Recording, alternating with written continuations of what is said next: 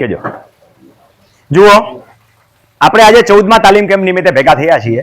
ભૂમિપૂજન પછીનો આ પહેલો કાર્યક્રમ કહી શકાય કે જે લોકો ભૂમિપૂજનમાં હતા એમને ખબર છે કે ભૂમિપૂજન નિમિત્તે આપણી પાસે 1,60,000 રૂપિયાનું ફંડ ભેગું થયેલું.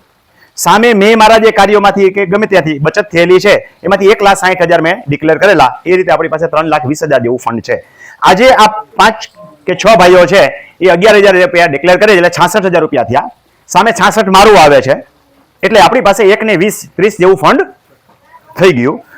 હમણાં જે ભાઈઓ રજીસ્ટ્રેશન વાળા કહેતા હતા ને પૈસા ઘટે છે, ઘટતા જ નથી. જો આવી ગયા આપણે આટલા તો આવતા જ નથી દર વખત, એના કરતા જાજા થઈ ગયા. હવે તમે 11,000 આપો છો, એની સામે તમારી લોકો પણ એક જવાબદારી બને છે કે 11,000 ના બદલામાં તમે જે છે બીજા અન્ય વ્યક્તિઓને તાલીમ કેમ્પ સુધી દોરી લાવજો.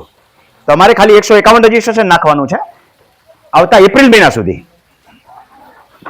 અને તમારી સાથે કોઈ એક વ્યક્તિને લાવો, એને 50% ફી ભરવાની છે. એ બી ન ભરી શકે એમ હોય તો હમણાં આપણે વાત કરીએ એમ એને ખાલી 600 રૂપિયા એના પાસે ભરાવજો. એના પાસે થોડાક ભરાવજો તો ખરા, જેથી કરીને એ શીખે. કારણ કે 600 રૂપિયા જો નહીં શીખી કે એવો તો વ્યક્તિ હશે નહીં, ભરી ન ગયો. તો આ રીતે આપણે ડોનેશનનો મુખ્ય હેતુ જ છે, સંસ્થા ઊભી કરવાનો પણ મુખ્ય હેતુ એ છે કે વધુમાં વધુ ખેડૂતો તાલીમ લેતા થાય. કારણ કે જે કાંઈ પ્રશ્નો ઊભા થયા છે ને, આપણે જોયું છે શુક્રવાર શનિવાર, સુખિયારા કરતા દુખિયારાઓ દાદા છે કે જે તાલીમ લેવા આવે છે એના કરતા પ્રોબ્લેમ બતાવવા વાળા જાજા છે. ભવિષ્યમાં આવા પ્રશ્નો જ ન ઊભા થાય એટલા માટે આપણે તાલીમ કેમ્પ ચલાવીએ છીએ. એવું જરૂરી નથી કે બધા પોતાના કામ કરતા થઈ જાય.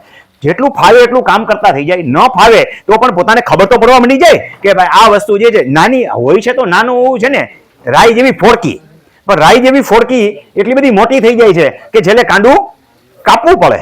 કોઈ પણ વસ્તુ પ્રોબ્લેમ નાનો એમાંથી મોટો ઉભો થતો હોય છે. નાની એવી વાત કરીએ કે જમીન વેચીને જમીન લેતો હોય, કેન્સર ક્યાંથી કરી જાય છે? આખું કેન્સર કરી જાય છે. જમીન વેચીને જમીન લે છે ત્યારે મામલતદારના સર્ટિફિકેટ ઉપર લઈ લે છે. લાગે છે મામલતદારો આપે છે. અંતિમ જમીન હોય તો મામલતદારના સર્ટિફિકેટ નથી લેવાના, તમારે ડેપ્યુટી કલેક્ટરનું સર્ટિફિકેટ લેવાનું છે. કલેક્ટરનું બોલીને બધે ડેપ્યુટી કલેક્ટર સમજવું. હવે તમે લઈ લીધી, જમીન લેવાઈ ગઈ, ગઈ ભેંસ પાણી મેં, બિન ખેડૂત થઈ ગયા. જેટલી જમીન છે શ્રી સરકાર આજ નહીં તો કાલ થશે.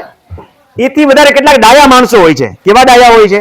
અહીંયા જમીન વેચી 7 નંબરમાં નામ જીવે છે, કોઈને પૂછવાય નથી જતો. મારું 7 નંબર છે, દસ્તાવેજ કરી નાખ્યો અંતિમ જમીન. અહીં જગ્યાએ જમીન લઈ લીધી, કોઈને પૂછવાય નથી ગયો, 7 નંબર નામ ચડી ગયું, ચડી જ જાય. 7 નંબર જીવે છે, 3 મહિને જીવે, 6 મહિને જીવે, 12 મહિને 7 નંબર જીવે. તો તું ખેડૂત નથી. અંતિમ જમીન વેચાનો દસ્તાવેજ જેથી રજીસ્ટર્ડ કચેરી નોંધાઈ ગયો ને ત્યાં તું ખેડૂત મટી ગયો છો. તો આવી એક બાબત કીધી, આવી તો અસંખ્ય બાબતો છે જે આપણે તાલીમ કેમ્પમાં શીખવાડીએ છીએ. મેં કીધું ને કે નાની એવી ફોડકી હતી અને કેન્સરનું રૂપ ધારણ થઈ ગયું. જો તાલીમ કેમ્પમાં આવશો તો તમે તો શીખી જશો, પણ ગામે ગામ ખેડૂતોને આ જાગૃતિ આવશે. મારો મુખ્ય હેતુ, હું એમ નથી કહેતો કે આખા ગુજરાતના ખેડૂતને શીખવી દઈશ, પણ એક ગામમાંથી 2 જણા શીખીને જાવ ને, 2 જણા, પણ એ સેવાનો ભાવ હોવો જોઈએ કે હું જેમ ગળા ફાડી ફાડીને કહું છું એમ તમે 4 જણાને ગળા ફાડીને પાનની દુકાને બેહીને મોદી સાહેબે આ નિર્ણય ના લેવો જોઈએ, આ બેટ બોલમાં આમ છક્કો ના મારવો જોઈએ, નકર કેચ પકડાઈ જાય, આવી વાતો કરવાને બદલે ખેડૂતલક્ષી કંઈક વાત કરો ગામે ગામ. તો મને લાગે છે કે મારે જે કેવું છે ગામે ગામના એક ખેડૂત સુધી એક ગામમાંથી 2 જણા આવીને શીખી જશે ને તો એ વાત પહોંચી જશે અને ભવિષ્યમાં પ્રશ્નો ઊભા નહીં થાય.